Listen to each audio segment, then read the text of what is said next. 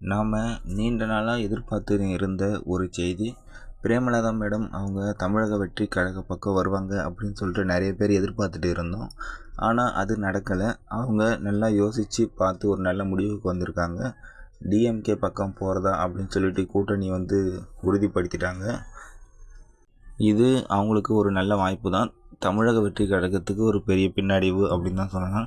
இன்னும் இப்போது தனித்து போட்டியிடுற மாதிரி இருக்கும். சரி, பரவாயில்ல, ஓகே. தளபதி அவர்கள் தனித்து போட்டியிடுறது ஒரு வகையில் நல்லது தான். அவருடைய முழு கெப்பாசிட்டி எவ்வளோ அப்படின்னு சொல்லி காட்டுறதுக்கு, நிரூபிக்கிறதுக்கு ஒரு சரியான வழியாக இருக்கும். இது பார்த்திங்கன்னா டிஎம்கே அவங்க ஒரு தோல்வி பயம் வந்துடுச்சு அப்படின்னு சொல்லிட்டு நிறைய பேருக்கு தெரியும். இதை காரணம் கொண்டு ஒரு 50 ஓட்டு, ஒரு 100 ஓட்டு ஒரு ஏரியாவில் கூட நம்மளுக்கு இந்த நேரத்தில் முக்கியமாக இருக்கும் அப்படின்னு நினச்சி தான் தேமுதிகவை உள்ளே இழுத்துருக்காங்க. இது அவங்களுக்கு ஒரு நல்ல மூவ்னு தான் சொல்லணும். ஏன்னா இப்போ தேமுதிக எந்த பக்கம் போகலாம் அப்படின்னு சொல்லிட்டு யோசிச்சுட்டு இருந்தாங்க. அவங்க கொள்கை ரீதியாலாம் எதுவும் இல்லை.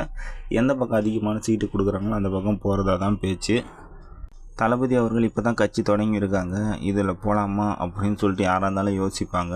ஏன்னா விஜயகாந்த் அவர்கள் ஒரு பெரிய தலைவர். தளபதி விஜய் அவர்கள் இப்போ தான் வந்திருக்காங்க. அதனால் கண்டிப்பாக யோசிப்பாங்க. ஆனால் டிஎம்கே அப்படி கிடையாது. ரொம்ப நாளாகவே அரசியலில் இருக்காங்க. அந்த பக்கம் போனால் கொஞ்சம் சேஃப்டியாக இருக்கும், நல்ல மூவ் அப்படின்னு சொல்லிட்டு அந்த பக்கம் போயிருக்காங்க. ஏடிஎம்கே பக்கம் ஏன் போகல அப்படின்னு பார்த்தீங்கன்னா, ஆல்ரெடி அங்கே அன்புமணி ராமதாஸ் இருக்காங்க, ப்ளஸ் டிடிவி தினகரன். இவங்களுக்கெல்லாம் கொடுத்து மீதி இருந்தால் தான் தேமுதிகவுக்கு கொடுப்பாங்க. அங்கே போனால் அந்த அளவுக்கு அவங்களுக்கு நல்லா இருக்காது. ஆல்ரெடி ஒரு முறை ஏமாற்றிருக்காங்க. அதனால் அவங்க பார்த்திங்கன்னா டிஎம்கே பக்கம் வந்திருக்காங்க.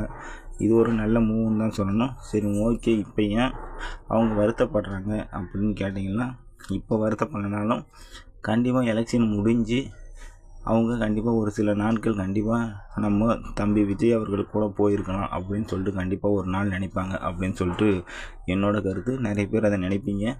ஏன்னு பார்த்தீங்கன்னா, இப்போ இவங்க 2 பேர் சேர்ந்துருந்தால் கண்டிப்பாக ஜெயிக்கிறதுக்கான நிறைய வாய்ப்புகள் தளபதி விஜய் அவர்களுக்கு இருந்திருக்கும். இப்போயும் இருக்குது, இல்லைன்னு சொல்லலை.